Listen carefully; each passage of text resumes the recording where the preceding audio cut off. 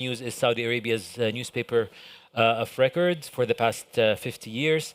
And I am privileged to be joined today by an exceptional panel talking about something slightly different than the doom and gloom we usually report on in Arab news. We're trying to look at bright ideas about how we can improve people's lives. And the three gentlemen to my right have all done their bits, and we are very happy that they'll be sharing a little bit of their experience and their knowledge on the topic. Allow me first to say that this topic is called Powering the Next Era of Global Industry. Just a quick introduction to our panelists. To my direct right is Rayyan Al Faiz, who is the Deputy Chief Executive Officer of NEOM in Saudi Arabia.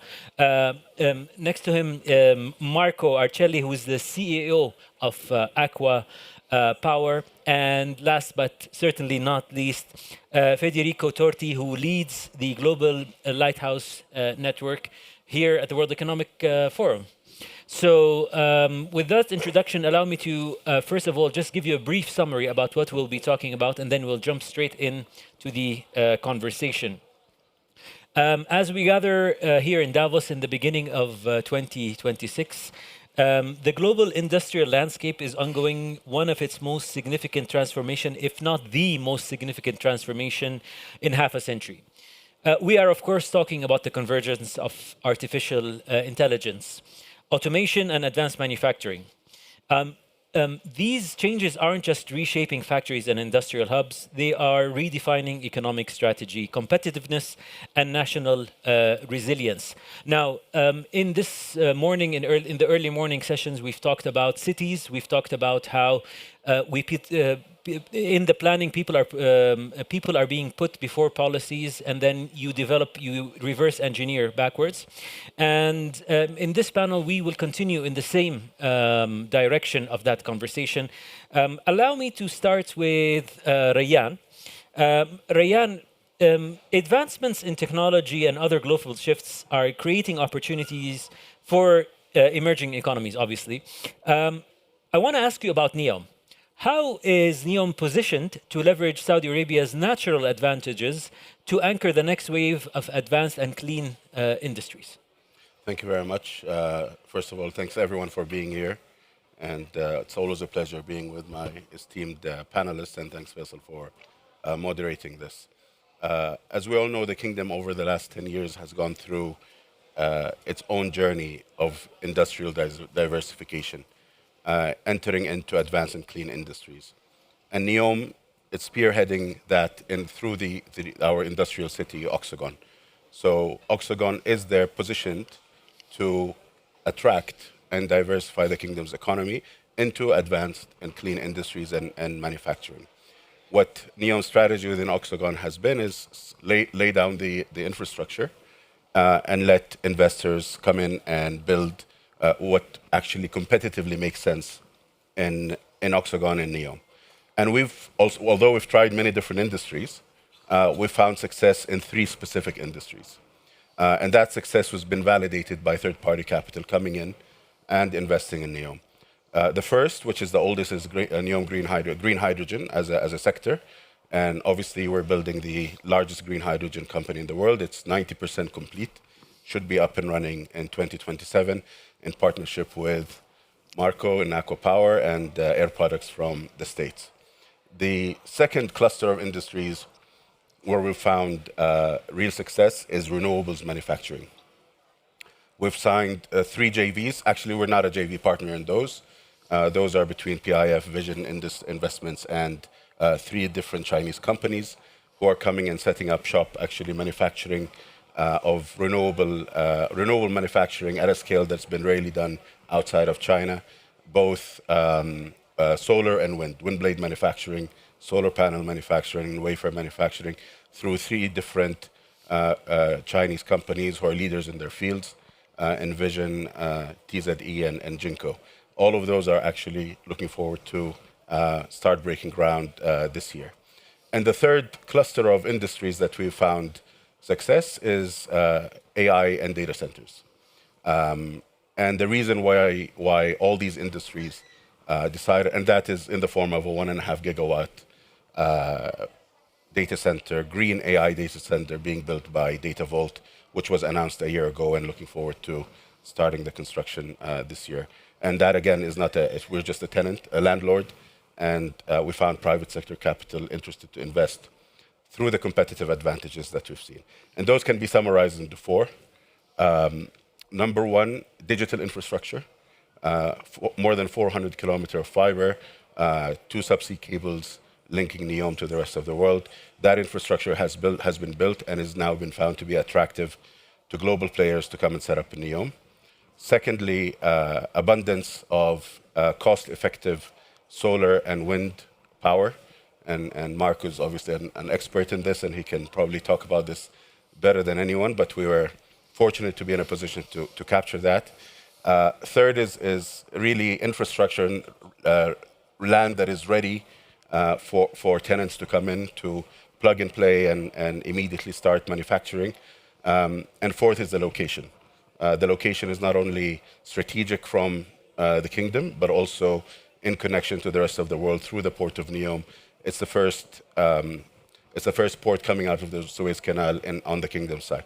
So leveraging these advantages, we started to see industries that make sense to be in NEOM actually thrive, capital to be deployed, and that's really the strategy that we're focused on in really pushing into advancing clean industries. Fantastic. I guess that's a very good roundup of perhaps a lot of the things that people might not know. I mean, people associate cities usually with buildings, etc. But there's a lot of work that happens behind the scenes. And I'm glad you mentioned AI. I was actually with the delegation of His Royal Highness the Crown Prince when he went to Washington in November. And artificial intelligence actually was one of the top priorities of the topics that have been discussed.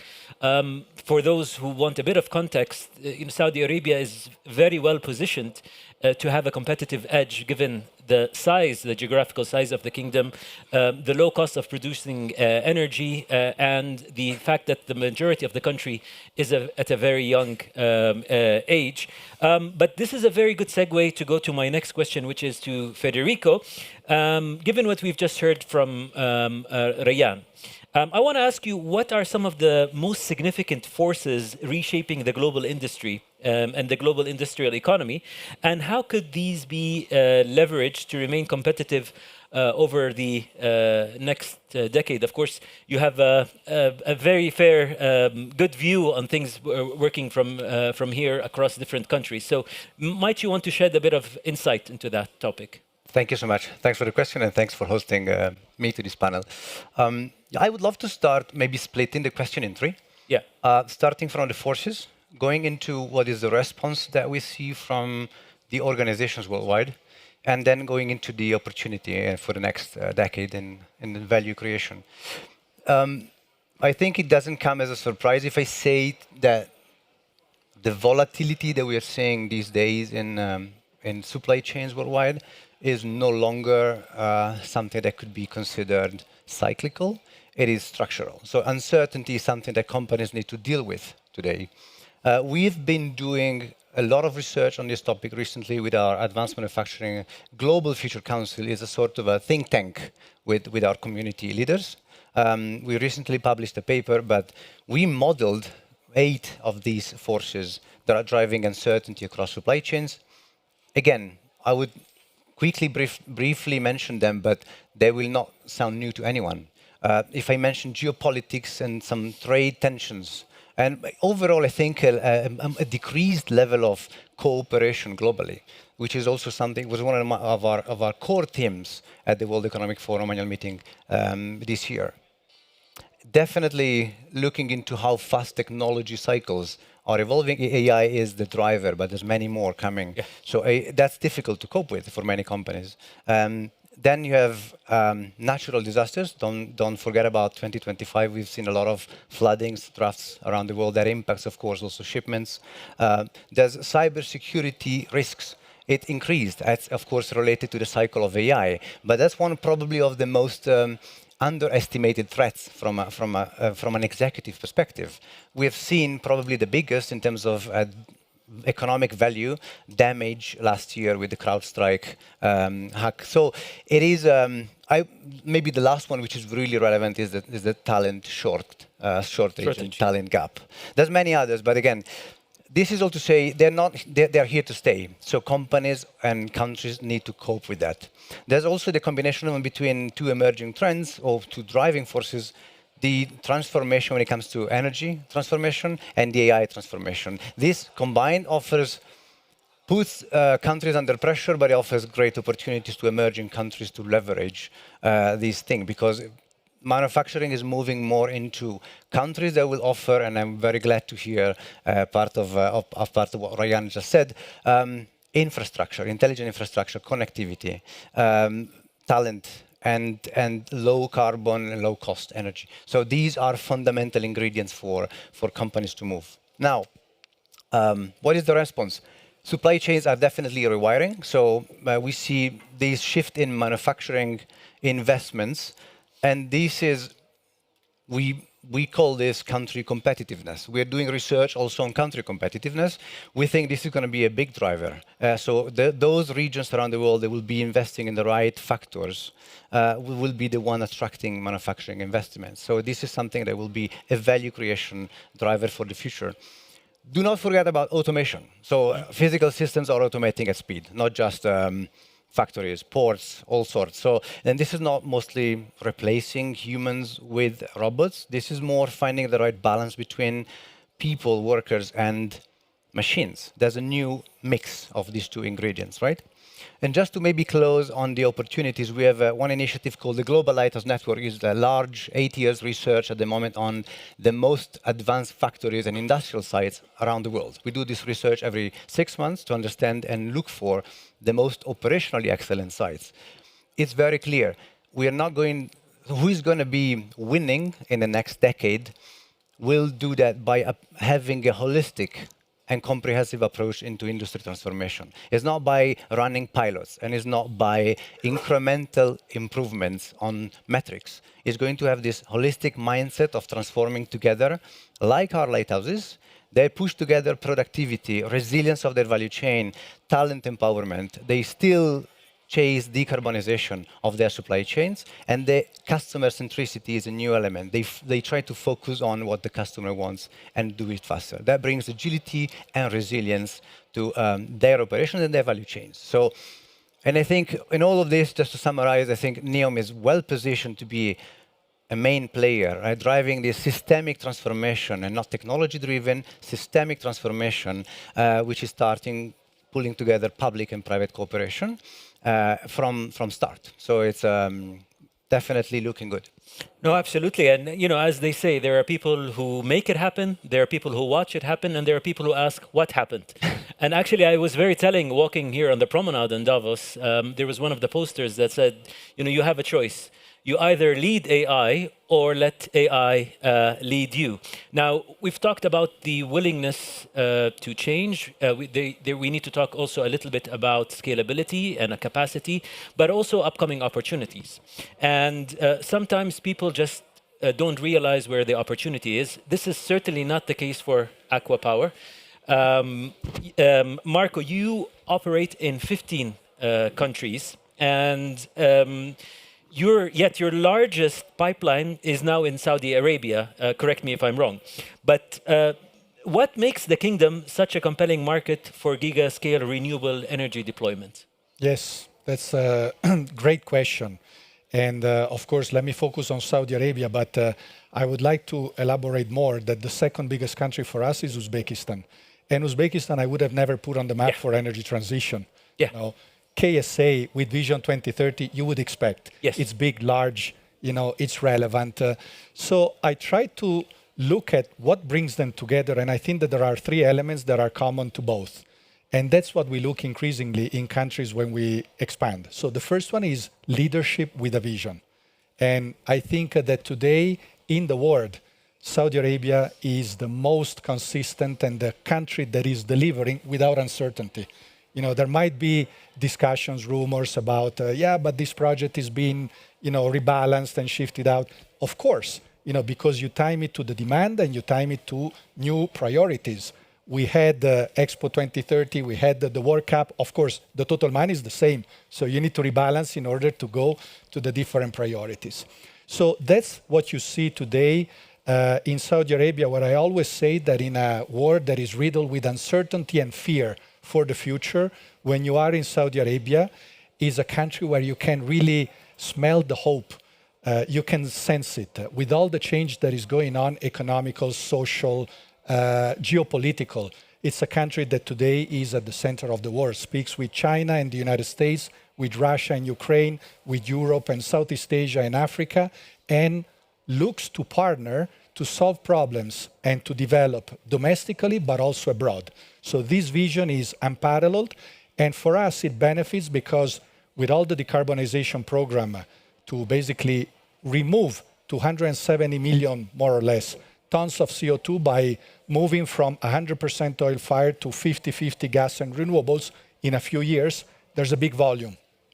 Having allocated the responsibility of 70% of these to PIF and Aqua Power to be the leading partner, gives us a volume that we can scale by internally planning better everything. So we established a Energy and Water Academy to train 1,000 people every year to bring to basically to the workforce and operate and build these plants.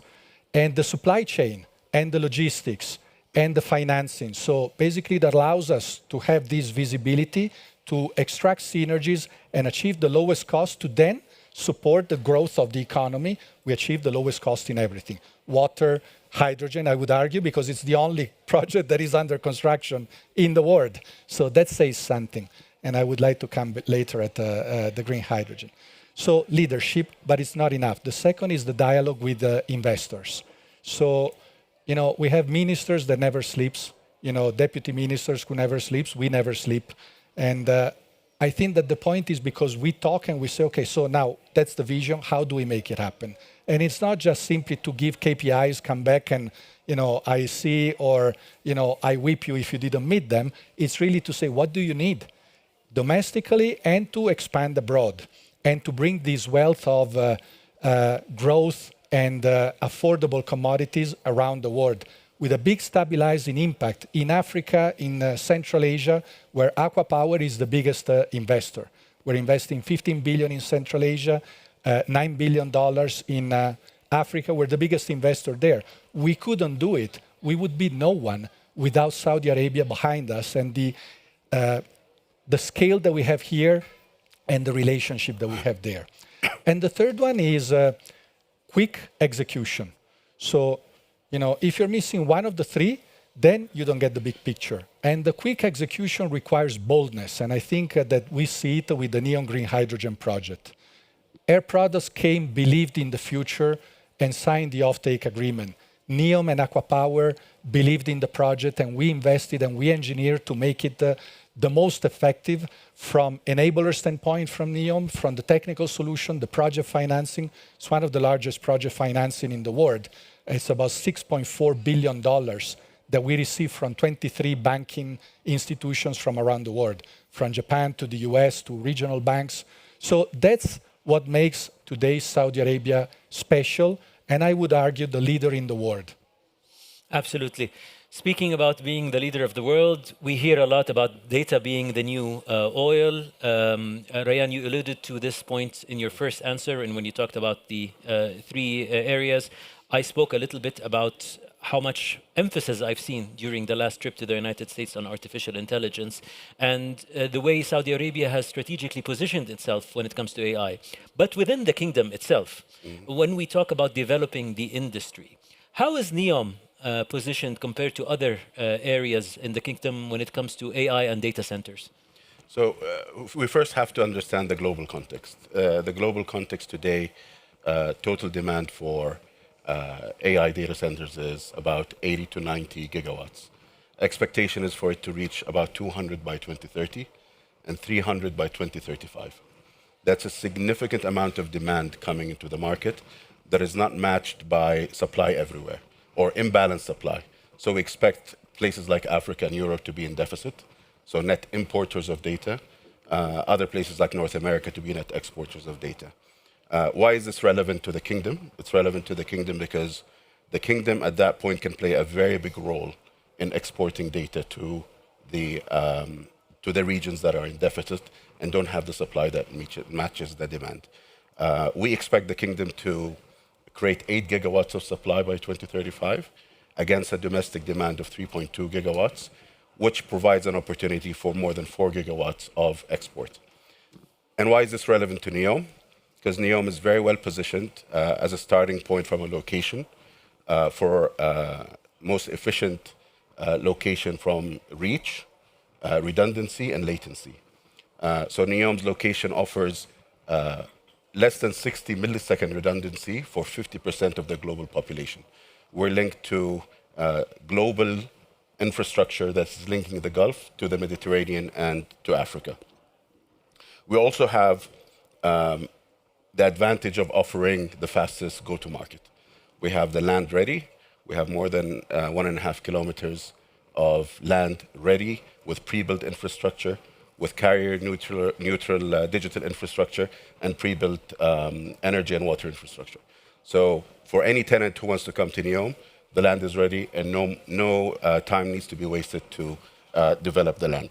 There's also the risk. I mean, a lot of the global hyperscalers look at not only the opportunity, but also the risk. The topography is very well made, mitigates against climate and flood risk, but we also have excellent redundancy through 3 different channels that goes to the rest of the world. So we're not dependent on a single source of failure, potentially, on connectivity from a digital standpoint. And last but not least is cost effectiveness.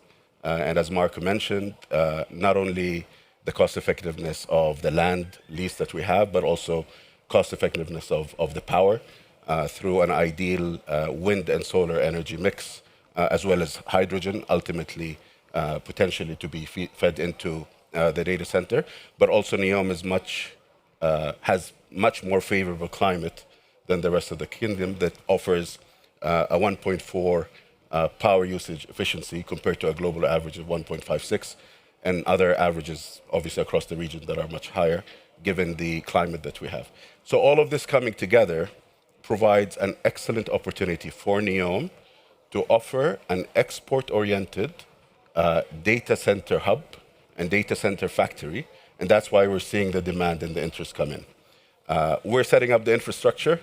The infrastructure has already been set up, and now we're starting to see the tenants coming in with a lot of interest. Clear. Federico, we now have a very clear vision about how NEOM is navigating the way forward. I want to ask you from your standpoint, is there a roadmap or an advice that you would give to countries or organizations on how they can navigate what I can only describe as unprecedented change? What we're going through is unprecedented and perhaps happens once every few hundred years. So is there such a roadmap? Good question. Short answer is almost, and we're working on it in a way. I don't think there's a single technology roadmap that solves all the problems, but we do believe there's a path, a transformation path that has been followed by many companies that could be replicable and applicable to different regions, different industries, and most importantly, probably different size of business. We're talking about targeting small and medium enterprise specifically to help them transform. Now, we are the Center for Advanced Manufacturing and Supply Chains at the forum. All our technology and innovation initiatives are focused on, they have one core element. They target a more inclusive and scalable adoption of modern technologies, emerging technologies. There's examples of this. I mentioned the Global Lighthouse Network earlier, but for example, out of that initiative, we are now working on something called the Lighthouse Operating System. I mean, it could be interpreted in many ways, but if you imagine the operating system of your phone, I mean, is how you should operate a company end to end to be able to reach levels of excellence, of operational excellence. Now, this initiative, I would say, it starts from condensing 8 years of research on this global lighthouse network into, this is data related to use case applications, technology applications, best practices, approaches that were successful in many companies over these 8 years, all condensed into a simple, actionable blueprint. That's something that other companies around the world can follow, step by step. It's not that simple, but that's the concept. And the beauty of this, it's also going to be delivered in a fully digital way. We are also working on a platform to help companies just connect, have an assessment, and be able to take the first steps into digital transformation. This does not come out of the blue. This comes out of, and here I want to maybe make a shout out to Ryan, but comes out of a very important collaboration we started 2 years ago with NEOM and the Oxagon team at NEOM, because it's been in the Oxagon team, they were working at the time on this advanced and clean manufacturing production system, and which is today the core of what Lighthouse Operating System represents. Now, this is imagine how helping companies how to run their operations locally, and have been tested in Saudi Arabia extensively. So we decided to build on top of this knowledge, and in the last year have been testing extensively with our own partners, 22 plus industry partners and lighthouses around the world, been reviewing, testing, co-creating, extending this approach to the entire value chain, end to end. Imagine from how you design product to how you deliver it to customers and beyond, potentially the circular lifetime of life cycle of a product. All of this has been worked out also through our larger community. So I think this is also instrumental, the type of collaboration that we are having. Why I'm going there? Today, Lighthouse Operating System has been tested in brownfields, so existing factories, maybe 8 years old, and in greenfields, so new investments, large investments and new factories across value chains. All of this is making it attractive also for governments. We're in conversation with many governments. Actually, KSA is one of them, willing to sign an agreement with us, but they want to leverage principle of this to inform their own digital transformation on the ground. Maybe just to close on one note, we're doing a lot of work with KSA beyond Oxagon and NEOM more broadly. We are in collaboration with MIM, the Minister of Industry and Mineral Resources. We have an affiliated center on the fourth industrial revolution on the ground, on KSA. We're trying to make transformation happen following also the principles in the Vision 2030. What I would like to emphasize here, the lesson. Manufacturing is a backbone of economies. The only way to make this happen is through collaboration. Dialogue, cooperation across public and private sector, again, is not emphasized enough. So we do have roadmaps, yes, but they only work if we, at the end of the day, have a solid ecosystem that supports them, and we see collaboration happening, right? So I'm gonna pick up on that in a moment, because I'm not gonna let this session end before we get to that end of the roadmap. But I have a quick question for Marco, because I'm from Saudi Arabia, and this is a topic that is very important for us. And I actually didn't know until we were researching this panel that ACWA Power is actually one of the largest producers of desalinated water in the world. And of course, for us in Saudi, this is a matter of life and death. This is quite important. But I want to ask you, how does the water energy nexus shape in the future of industrial development in emerging regions like Saudi Arabia?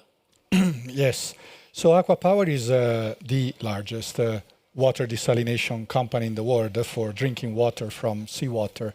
We developed and operate and own about a quarter of the global capacity. And we are in Saudi Arabia, in the Emirates, in Oman, in Bahrain, in Kuwait. This year we had a breakthrough because we signed the first projects outside of the region, in Azerbaijan, Senegal, in China, and we're called by many other countries, the US, Europe, Southeast Asia. So clearly we are starting to position Saudi Arabia as not just the largest exporter of oil, but the largest exporter of desalination and low carbon technologies. And I think arguably that's because coming from a need, we're making an industry that then becomes the best industry in the world. And a lot of people think about power as the backbone of an economy, but that's because water in many countries has been given for granted. You have it, so you don't even consider that. It comes from the sky or it comes from the ground, and it's free, so you don't really bother as a politician about water. But I tell you, I was born and raised in Italy. I remember in the 70s, it was already a G7 country. Every September, every year, we had water rationing because politicians didn't take the decision to do something about that because it came for free. So when you have a problem, well, it will last and it will correct by itself. So you have to take a conscious decision to do water desalination outside of Saudi Arabia or the Middle East and North Africa, where you need it by definition. You have to take a conscious decision because you're going to pay for it. And the conscious decision that we see and why other countries are now adopting it is that we are starting to explain better ourselves the benefit and the cost. So people think that rainwater or wells is free, but it's not, because you have to capture it, to transport it long distances from the mountains to the cities. 70% of the population lives on a sea coast. And that takes power to bring it there. About 1.5 kilowatt hour per cubic meter. It takes 2.5, 2.7 to produce it as desalinated water. When you bring it, there's a lot of leakage. You lose about 40% of that water. So, and a lot of the infrastructure to bring it, it was built maybe 50 years, 70 years ago, so you don't consider it as a cost. It's already there, it's a sunk cost. So you look at the operating cost, not the full cost. When you factor everything together, more or less the cost of desalination today is the same as other sources. And what I see is really a correlation. These countries that are moving faster is typically countries that will have or enjoy higher economic growth, because there's a connection with the vision that they have on the water, with the vision that they have for their population, their economy, the growth in their countries. So that's what's happening today, and increasingly, not only we reach the lowest cost for power generation, as you mentioned, but for water, we're bringing the two commodities together. That's what we're doing, for instance, in Senegal, and that's what we're doing in the Emirates, Red Sea Global, 100% powered by renewable energy. So we call it now the green water. So you don't pollute to make it.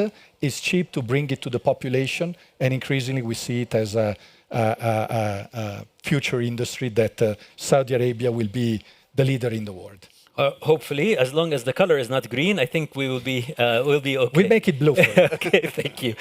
Look, we're almost out of time, but I'm not going to let you go before asking one bonus question based on what we've just heard from you, Federico. So if I were to ask each one of you for a one line or one advice that you would give chief executive, people in decision-making positions around the world, what would your advice be? What should they do in the next 5 years to stay ahead, to stay competitive in the age of AI, clean energy, and industrial transformation? Federico, you started this, so we start with you. With pleasure. No, one single thing.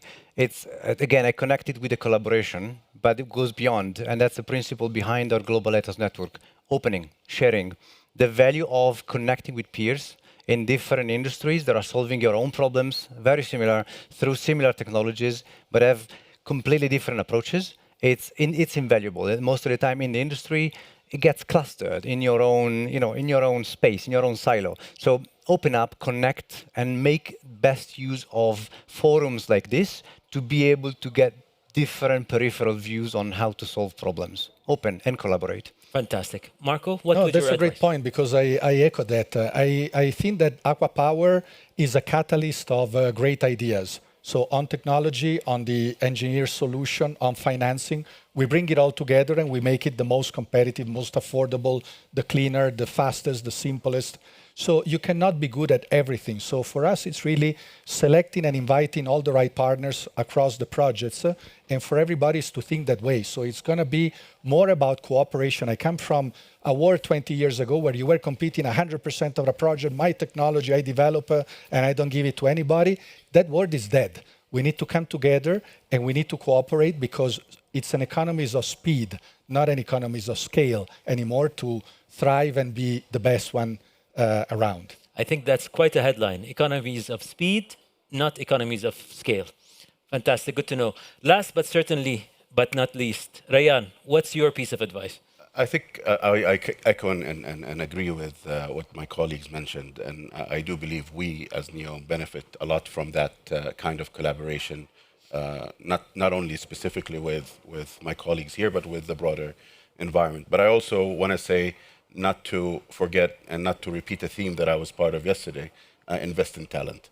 I think we can focus a lot on investing in technologies and AI and certainly in our case, infrastructure, etc. But we should not lose sight of investing in talent that will ultimately drive and run all of that technology.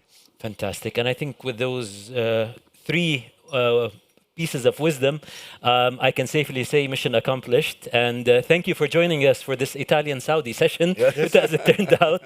I hope you have benefited from it as much as I did. I want to, on your behalf, thank our panelists for your insights and for your time. And for all of you, wishing you a great rest of the day here in Davos. See you next year. Thank you. Thank you.